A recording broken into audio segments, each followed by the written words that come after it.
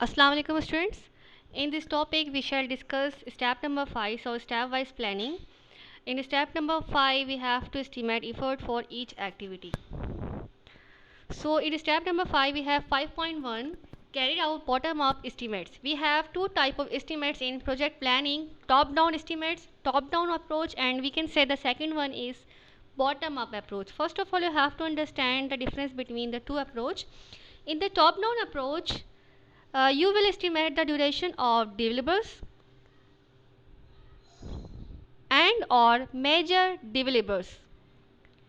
In bottom up estimating, you provide detailed estimate for each individual task making up your deliverables.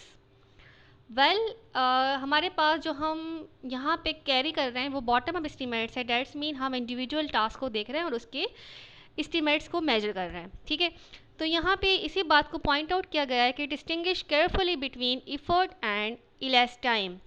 तो certain point reach करने के बाद हम check करते हैं कितनी इफ़र्ट लगी इस सर्टेन पॉइंट को रीच करने में. ठीक है, तो हम जब एक काम कंप्लीट कर लेते हैं, एक एक्टिविटी हमारी कंप्लीट हो जाती है, फिर हम देखते हैं कि इस एक्टिविटी को कंप्लीट करने में एक सर्टेन पॉइंट जब हम रीच कर जाते हैं, हम चेक करते हैं कि इस एक्टिविटी को कंप्लीट करने में हमें कितना टाइम लगा. ठीक है, तो यहाँ पे हम डिस्टिंग्विश करते हैं इफ़र्ट को और elapsed टाइम को. In step 5.2 revise plan to create controllable activities, break up very long activities into a series of smaller ones, and then the other point is bundle up very short activities, create checklist.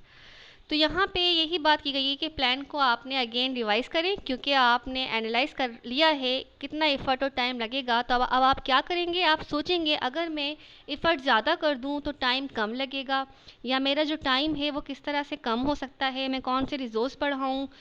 ठीक है, तो working force बढ़ाऊँ, bandwidth बढ़ा दें, तो आप पे depend करता है वो कि आप किस तरीके से एनालाइज करते हैं अपने प्रोजेक्ट को सक्सेसफुल करने के लिए आप किस तरीके से एस्टीमेट करते हैं. आप ये भी देख सकते हैं कि लो नंबर ऑफ़ पीसीस के साथ, अगर आपके पास पीसी कम है, लो नंबर ऑफ़ पीसी हैं, तो लो नंबर ऑफ़ पीसी के साथ ज़्यादा आउटपुट कैसे प्रोड्यूस कर सकते हैं. अपने रिसोर्स को कंट्रोल करना, टाइम को, सारी रिसोर्सेज को ऑप्टिमाइज़ करने के लिए हम प्लान को रिवाइज़ करते हैं. ठीक है, तो आपने क्या करना है, प्लान को रिवाइज़ करना है.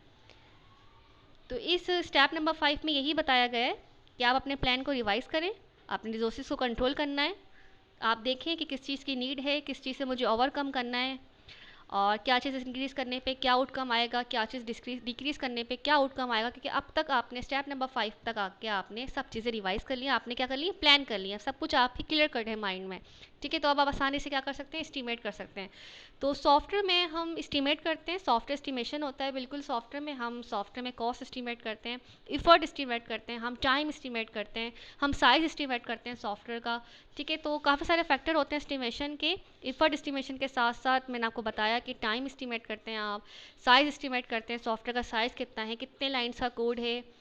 ठीक है, तो ये स्टेप नंबर 5 में ये बातें हमने एनालाइज कर ली है. Thank you.